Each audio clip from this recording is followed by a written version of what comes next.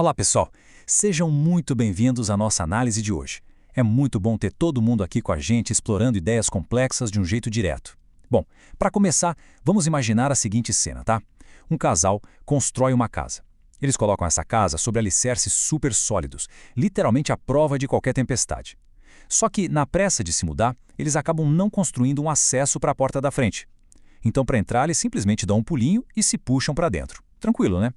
Mas, com o tempo, querendo um pouco mais de conforto, eles constroem uma pequena escada. Depois, trocam a escada por uma varandinha simples. E não para por aí. Logo depois, eles demolem essa varanda e constroem uma enorme, uma coisa cheia de detalhes, com um telhado super ornamentado, corrimãos complexos. O cenário perfeito, certo? Bom, até que os problemas começam a aparecer. Ok, vamos mergulhar nisso. Porque o tempo passa e em uma noite fria, daquelas bem chuvosas, a esposa chega para o marido balançando um maço de contas. Ela estava frustrada e com toda a razão. Ela vira e questiona. Olha, para algo que a gente só consegue usar 4 meses por ano, o custo-benefício é simplesmente terrível. Entre a madeira apodrecendo, a tinta descascando sem parar e, para piorar, um processo judicial de um amigo que torceu o tornozelo em uma tábua solta, aquela varanda gigante tinha virado um peso insustentável. A solução que ela propõe, radical e direta. Ela diz: derruba tudo. Vamos voltar como a gente começou. Sem varanda, sem degraus, só um pulo e a gente está dentro de casa. Agora, a gente não está aqui para falar de arquitetura ou reforma de casas, claro. Na verdade, essa historinha é uma estrutura filosófica muito profunda que vem do livro The Parables of Grace, ou As Parábolas da Graça, do autor Robert Farrar Capon. O que a gente tem aqui é uma obra fascinante que analisa textos religiosos clássicos sobre uma lente completamente nova e, honestamente, muito instigante. O Capon usa exatamente essa alegoria da casa e da varanda para iniciar a tese dele sobre como nós, seres humanos, interpretamos crenças e narrativas históricas ao longo de séculos. É como se fosse um quebra-cabeça gigante que vamos montar agora. Agora, o que é realmente fascinante aqui é ver como essa metáfora se traduz perfeitamente para a jornada humana com a fé.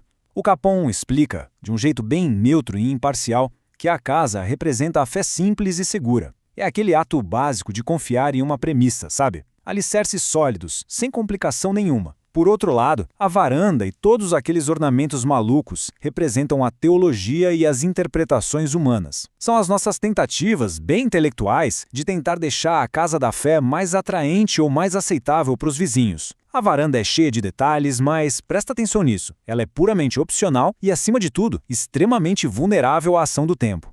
E é exatamente aí que mora o grande perigo de intelectualizar demais as nossas crenças. Pensa bem, essas varandas teológicas apodrecem muito mais rápido do que as casas.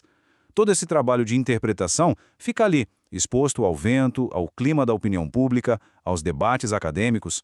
O grande risco aqui é que, ao construir sistemas cada vez mais complexos para explicar algo que era para ser simples, a gente corre o risco de transformar o que era uma oferta direta, de graça e perdão, em uma espécie de clube exclusivo. Sabe aquele lugar onde a entrada só é permitida se você tiver o comportamento adequado ou se concordar com a estrutura exata daquela varanda específica? Pois é, vira exatamente isso. Então, o ponto crucial é entender essa lente literária única que o Capon traz para a mesa. Ele argumenta de forma bem contundente que a gente não deve olhar para as parábolas bíblicas como se fossem pequenos manuais de regras moralistas. E elas também não são testes super complexos de interpretação que a gente precisa gabaritar para ser aceito. De jeito nenhum. Em vez disso, ele diz que as parábolas funcionam como ícones. Elas são como bons poemas que existem e agem na mente de quem consome. Elas simplesmente transmitem graça e causam impacto pelo simples fato de serem ouvidas e penduradas nas paredes da nossa imaginação. Isso acontece independentemente de a gente entender tudo de imediato ou não. E isso ilustra de forma brilhante como o autor organiza esses ícones narrativos. Em vez de pegar todas as histórias e jogar num único cesto de interpretação, o Capon propõe uma linha do tempo muito lógica, baseada mesmo nos eventos dos evangelhos. Ele divide as parábolas em 3 eras bem distintas: a Era do Reino, a Era da Graça e a Era do Julgamento. A primeira era vai até o episódio da alimentação dos 5.000. A segunda era, que aliás é o nosso grande foco nessa análise de hoje, acontece exatamente entre esse evento e a entrada triunfal em Jerusalém. E a terceira era, claro, acontece logo em seguida. Mas antes da gente chegar na graça, é vital notar os alicerces que foram estabelecidos lá na primeira era, as parábolas do reino. Essencialmente, essas primeiras histórias focavam na natureza misteriosa e já presente do reino. Eram narrativas universais com um apelo bem amplo e que enfatizavam paradoxos muito fortes. Só que tem um detalhe importante. Nessa fase inicial, os textos ainda não detalhavam o mecanismo da coisa. Eles não explicavam como esse reino seria de fato alcançado ou estabelecido no mundo. Faltava a revelação de um método claro, entende? Vamos avançar e ver como isso se constrói. Porque agora a gente chega no momento central de toda a obra. Acontece uma mudança dramática na narrativa do texto. É uma verdadeira virada de chave que acende a faísca para a segunda era, as parábolas da graça. A partir desse ponto exato, o tom das histórias muda drasticamente. O foco deixa de ser apenas aquele mistério do reino e passa a se concentrar inteiramente no método pelo qual esse reino opera. E adivinha, o grande gatilho para essa mudança é um evento histórico chocante documentado nos textos. A morte súbita e violenta de João Batista serve como esse imenso divisor de águas. O autor analisa isso de uma maneira bem neutra, mostrando como esse evento forçou um contraste claríssimo. Pensa comigo, de um lado a gente tinha o caminho de João Batista. Era um programa plausível e incrivelmente intervencionista, focado na reforma direta do comportamento humano. Do outro lado, começa a se desenhar o caminho de Jesus, um programa altamente paradoxal, que batia de frente com as expectativas messiânicas tradicionais daquela época. E o mais impactante, era um caminho centrado inteiramente nos temas perturbadores de morte e ressurreição. E o desenvolvimento dessa ideia não acontece no vácuo, não. A história mostra uma sucessão super rápida de eventos que cimentam essa nova fase. Olha a sequência. Imediatamente após a morte de João Batista, a gente tem a alimentação dos 5.000, logo depois vem a primeira predição direta da morte, seguida na sequência pelo evento da transfiguração. Essa ordem não é nem um pouco acidental. Ela prepara o terreno de forma meticulosa, construindo uma fundação inabalável de que a morte e a ressurreição seriam um tema central e avassalador de todas as histórias que viriam dali para frente.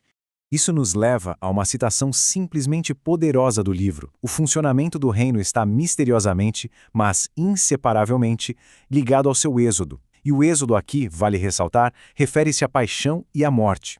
O que o Capon propõe é que qualquer pessoa que leia os textos através dessa estrutura vai perceber algo fascinante. Todas as parábolas subsequentes, sejam elas sobre ovelhas perdidas, filhos pródigos ou o bom samaritano, não são merinhas lições de moral, sabe? De jeito nenhum.